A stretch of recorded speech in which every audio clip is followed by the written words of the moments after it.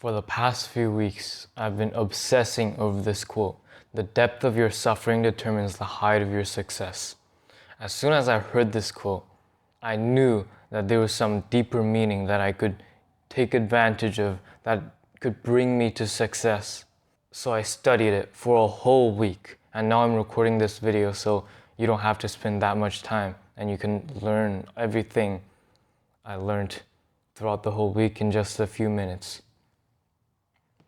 So what I first did was I looked at the successful people because they must have had lots of suffering, right? Because the depth of your suffering determines the height of your success. Elon Musk, Andrew Tate, Alex Hormozi, Wade Houston, all of these people that I knew, I looked at their backstory and I saw every single one of them had a painful upbringing or a very painful startup. Elon Musk, he was abused as a child. That, paired with his intelligence, created a genius engineer entrepreneur. Look at Wade Houston. He was a crippled drug addict. He'd overdosed so many times. When he reached rock bottom, he snapped out of it and became very successful.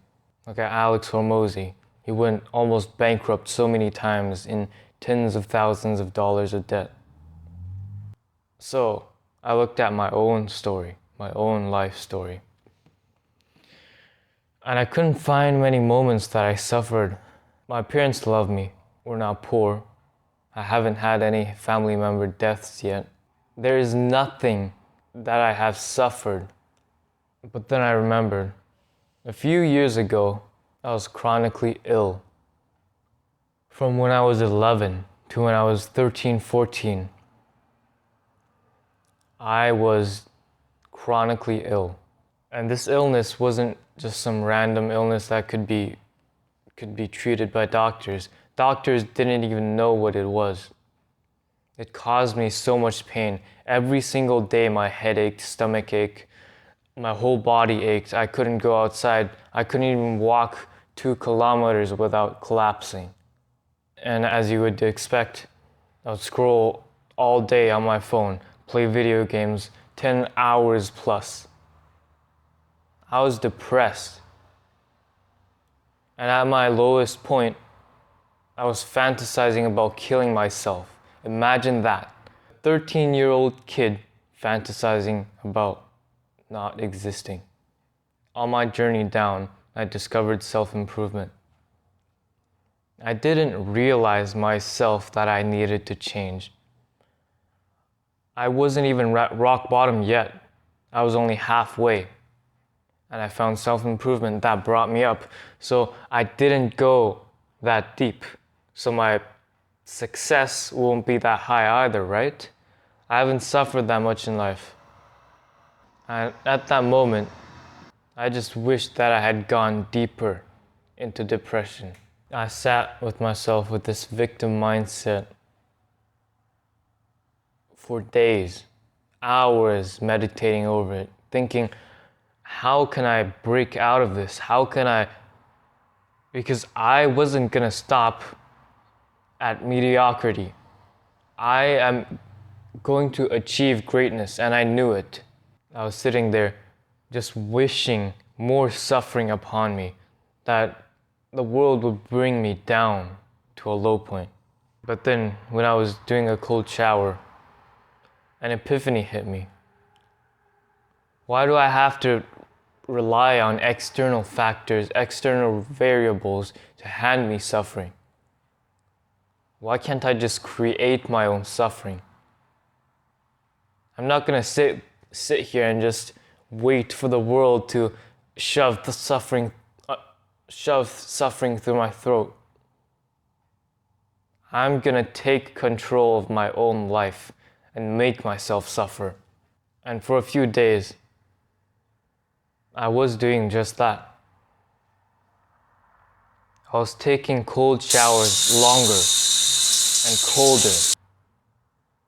I was going to the gym, hitting gym harder. I started waking up at 4:45 pushed my wake up time 15 minutes back. And I conditioned my shins for martial arts even harder until they were bruised and swollen that day. And after a few days of this, I was tired of the pain because I didn't see the correlation between conditioning my shins and business success. I'm not going to become a successful business if I only take cold showers, if I only condition my shins. And I was stuck again. I did not know what to do. But this one, I got over it fast because I knew if I suffer in the direction of martial arts, that's not going to make me a successful businessman. So I must suffer in the direction, in the niche of business.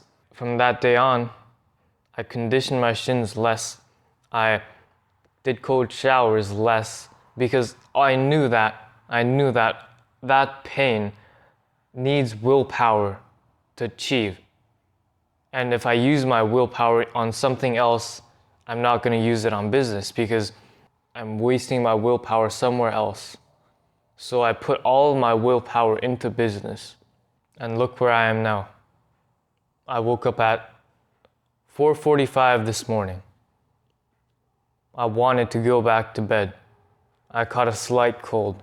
It's so cold outside.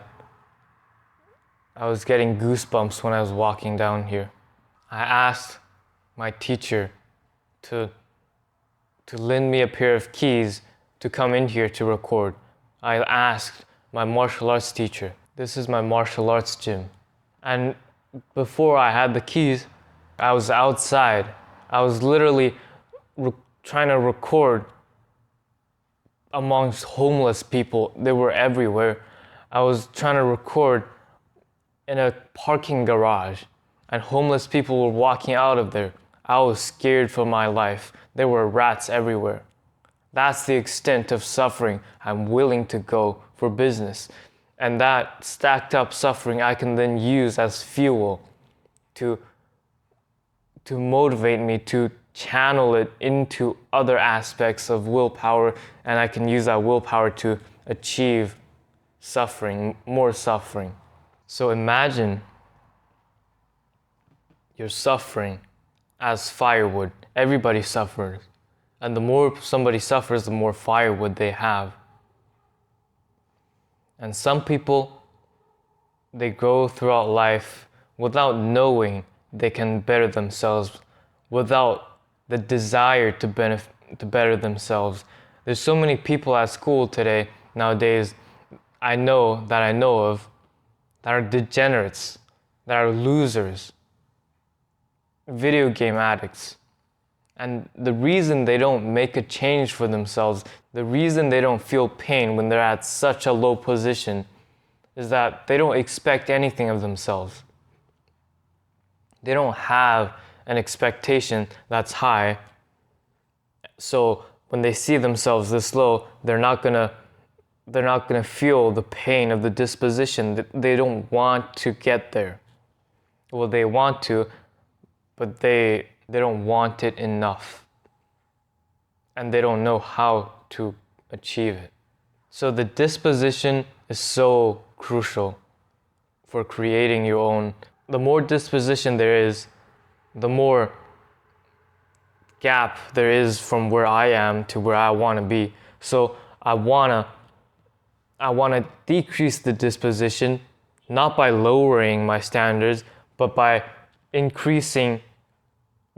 developing myself. And this is what I'm doing. I want to be a millionaire, and that's so far away from where I am. I'm making $0 right now. The disposition is so painful because I know I deserve it if I put in the work. So that's why I'm putting in the work. I'm suffering. And that's gonna slowly build up. And I'm gonna get there. So going back to the analogy, there's people carrying firewood all day. They want to get there, but they don't know how to get there. And there's people who who are so low, but their disposition is so little because they don't expect anything of themselves. They don't think they deserve to be higher. They don't carry a lot of firewood. But when the fire burns, when the firewood burns, they're not gonna go anywhere. It's not gonna create much heat. But the person with lots of firewood, lots of disposition, when he learns how to get from where he is to where he wants to, that lights the spark of the fire. And the person with lots of firewood will rise above. Look at all the people I mentioned. Andrew Tate, when he was kickboxing in his startup journey, he was literally picking the trash of KFC to get the chicken nuggets, to get protein. That's the depth of suffering he was willing to go down, because he knew that was going to help and benefit his fighting career. So what I'm doing to build up firewood is imagining myself at a higher position, at a greater level, imagining myself as a millionaire, and looking at myself now and comparing it. That comparison gives me so much suffering. Every day, I go throughout the day just pain in my heart that I'm not there. When I'm eating lunch at school, I look at the other people, they're all smiling, laughing, just happy with where they are. But me, I'm sitting there, I'm angry at myself. I don't know what to do. I don't know how to reach the next level. And I'm just thinking, there's so much pain. And I once asked my friends, do you guys not feel pain where you are? Because I would be depressed if I had to stay there. And that anger is what drives me.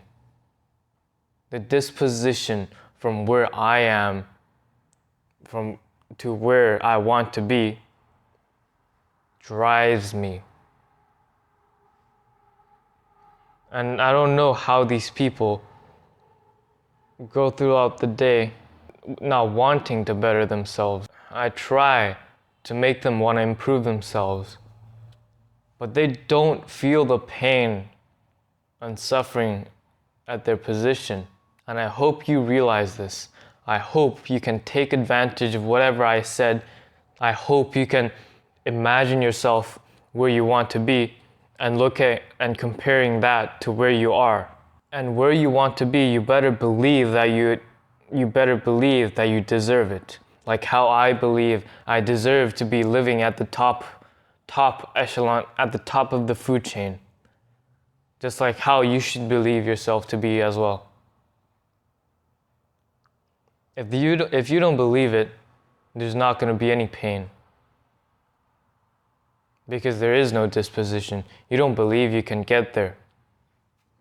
So maybe you could set a lower standard so you could actually believe it. And that will create the pain that drives you every single morning. I think of where I want to be every single morning. As soon as I wake up, I think, I want to be a millionaire. And I'm broke. I don't have any money. And that's painful. That's why I came out here to record. My throat is sore right now.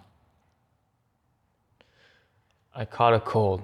I don't feel good, yet I'm still here. If you were to take one thing home from all that yapping, from all that rambling, I hope that you take home the fact that you can create your own suffering by believing you deserve higher, much better, and by comparing that to where you are. And I guarantee you, tomorrow morning, you will look at your life and start improving. Against all odds, I'm doing it, so why can't you?